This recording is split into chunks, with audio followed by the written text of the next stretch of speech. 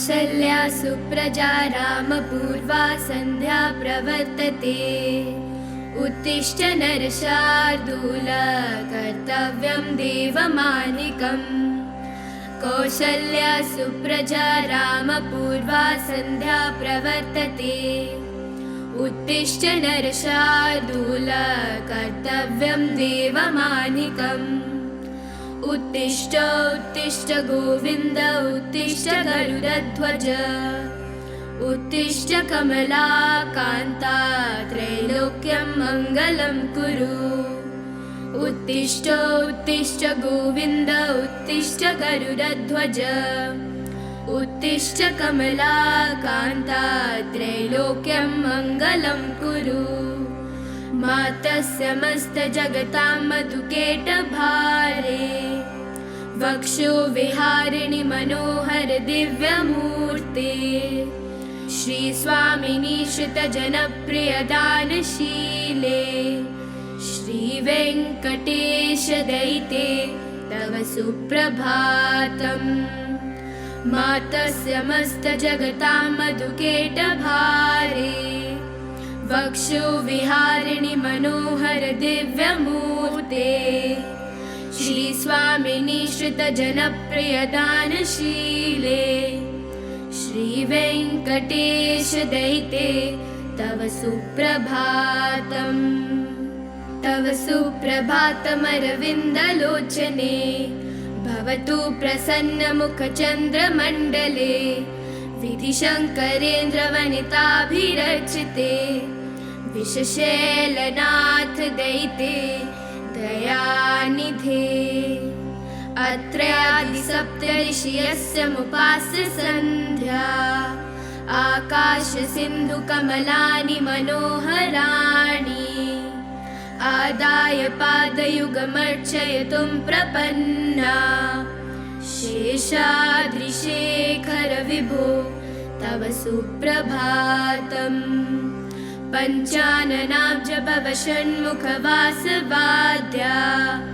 त्रैविक्रमादिचरितं विबुधास्तुवन्ति। भाषापति पठति वासरशुद्धिमारात्। शेषाद्रिशेखर विभो तव सुप्रभातम्। ईषत्प्रफुल्लसरसीरुहनारिकेल। पूगद्रुमादिसुमनोहर पालिकानाम्। आवाति मन्दमनिलः सह दिव्यगन्धे।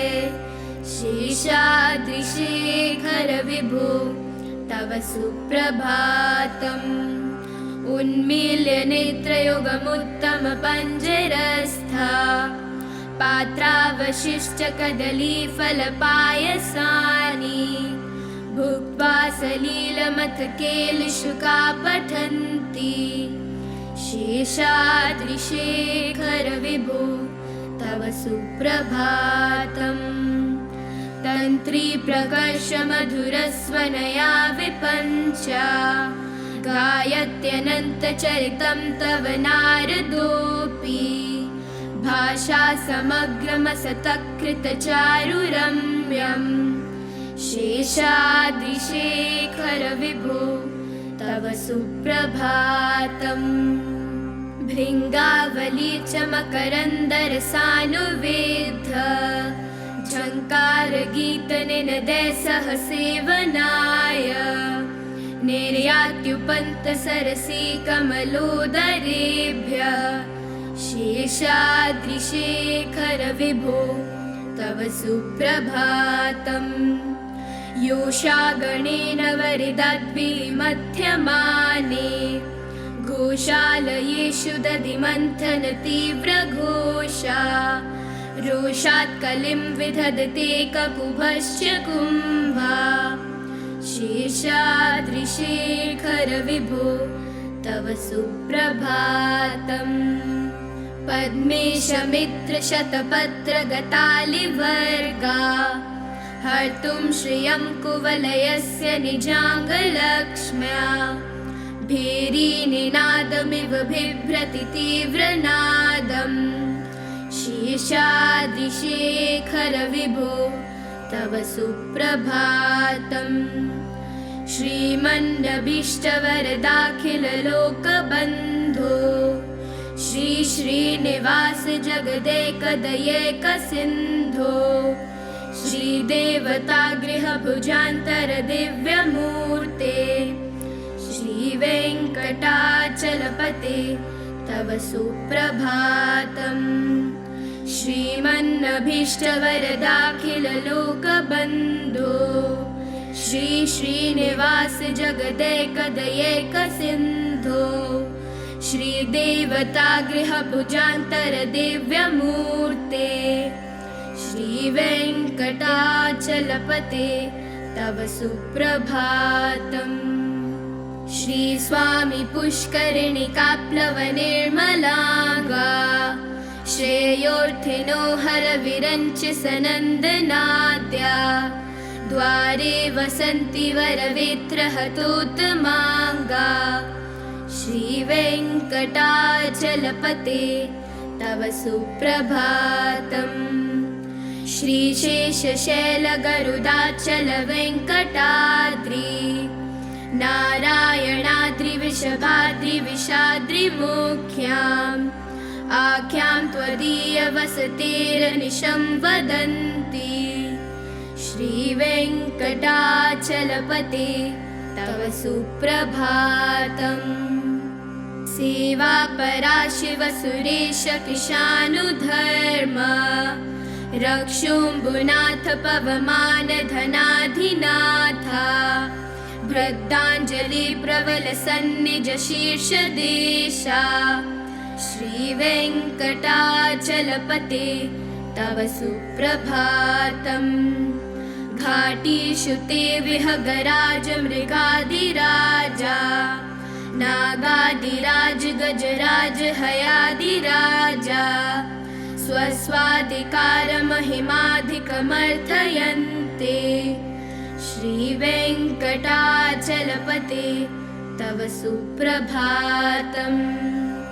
सूर्येन्दुभौमबुधवाक्पतिकाव्यसौरी स्वर्भानुकेतुदिविशत्परिषत्प्रधाना त्वद्दासदासचरमावधिदासदासा श्रीवेङ्कटाचलपते तव सुप्रभातम्।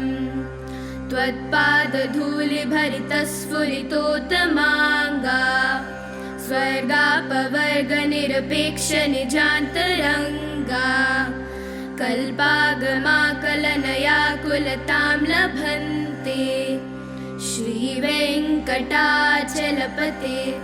तव सुप्रभातम्। त्वद्गोपुराग्रशिखराणि निरीक्ष्यमाणा स्वर्गापवर्गपदवीमरमां श्रयन्तः मृत्यामनुष्यभुवने मतिमाश्रयन्ते श्रीवेङ्कटाचलपते तव सुप्रभातम्। श्रीभूमिनायकदयादिगुणामृताब्धे देवाधिदेव जगदेकशरण्यमूर्ते श्रीमन्ननन्तगरुडाभिरिरचिताङ्ग्रे श्रीवेङ्कटाचलपते तव सुप्रभातम्।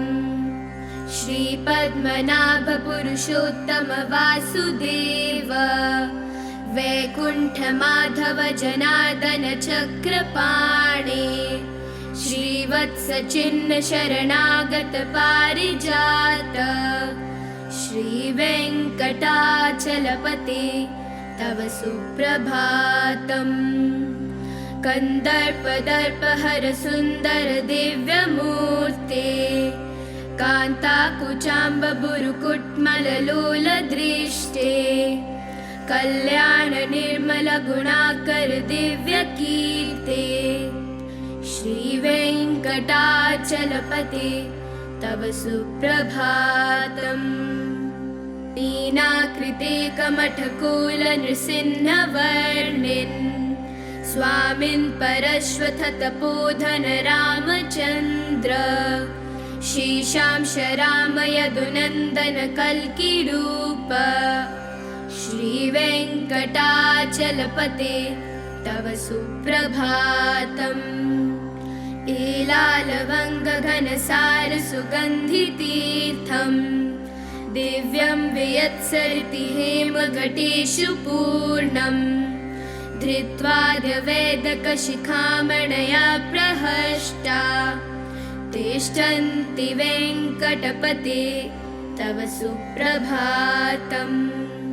भास्वानुदेति विकचानि सरोरुहाणि सम्पूरयन्ति निनदैककुभो विहङ्गा श्रीवैष्णवा सततमर्थितमङ्गलास्ते धामाश्रयन्ति तव वेङ्कटसुप्रभातम्। ब्रह्मादयासुरवरास्मः हर्षयस्ते सन्तः सनन्दनमुखास्त्वत योगिवर्या धामान्तिके तव हि मङ्गलवस्तु हस्ता श्रीवेङ्कटाचलपते तव सुप्रभातम्। लक्ष्मीनिवासनिरवद्यगुणैकसिन्धो संसारसागरसमुत्तरणैकसेतो वेदान्तवेदनिजवैभवभक्तभोग्य श्रीवेङ्कटाचलपते तव सुप्रभातम्। इत्थं वृषाचलपतेरिः सुप्रभातम् ये मानवा प्रतिदिनं पठितुं प्रवृत्ता तेषां प्रभातसमये स्मृतिरङ्गभाजां प्रज्ञां परार्थसुलभां परमां प्रसूते। इत्थं वृषाचलपतेरिः सुप्रभातम् ये मानवा प्रतिदिनं पठितुं प्रवृत्ता तेषां प्रभातसमये स्मृतिरङ्गभाजां प्रज्ञां परार्थसुलभां परमां प्रसूते। कमलाकुचूचुककुङ्कुमतो नियतारुणितातुलनीलतनो कमलायतलोचनलोकपते विजयी भव वेङ्कटशैलपते। सचतुर्मुख षण्मुख पञ्चमुख प्रमुखाखिलदेवतमौलिमणे शरणागतवत्सल सारनिधि परिपालय मां वृषैलपते। अतिवेलतया तव दुर्विषहे अनुवेलकृतैरपराधशते भरितं त्वरितं वृषशैलपते परया कृपया परिपाहि हरे। अधिवेङ्कटशैलमुदारमते जनताभिमताधिकदानरतात् परदेवतया गदितान्निगमे कमलादयितान्न परं कलये। कलवेणुरवावशगोपवधू शतकोटिवृतात् स्मरकोटिसमात् प्रतिवल्लविकाभिमतात् सुखदात् वसुदेवसुतान्न परं कलये। विरामगुणाकरदाशरथे जगदेकधनुर्धर धीरमते रघुनायक राम रमेश विभु वरदो भवदेव दया जलधे। अवनीतनयाकमनीयकरं रजनीकरचारुमुखाम्बुरुहम् रजनीचरराजितमो मिहिरं महनीयमहं रघुराममये। मुखं सुहदं सुलभं सुखदं स्वनुजं च सुखाय ममोघशरम् अपहाय रघुर्द्वहमन्यमहं न कथञ्चन कञ्चन जातु भजे। विना वेङ्कटेशं ननाथो ननाथ सदा वेङ्कटेशं स्मरामि स्मरामि। हरे वेङ्कटेश प्रसीद प्रसीद प्रियं वेङ्कटेश प्रयच्छ प्रयच्छ। विना वेङ्कटेशं ननाथो ननाथ सदा वेङ्कटेशं स्मरामि स्मरामि। हरे वेङ्कटेश प्रसीद प्रसीद, प्रियं वेङ्कटेश प्रयच्छ प्रयच्छ। अहं दूरतस्ते पदाम्भोजयुग्म, प्रणामेच्छयागत्य सेवां करोमि।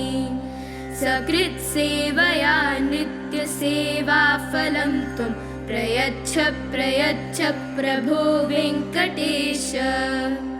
अज्ञानिना मया दोषान् शेषान् विहितान् हरे, क्षमस्वत्वं क्षमस्वत्वं शेषशैलशिखामणे।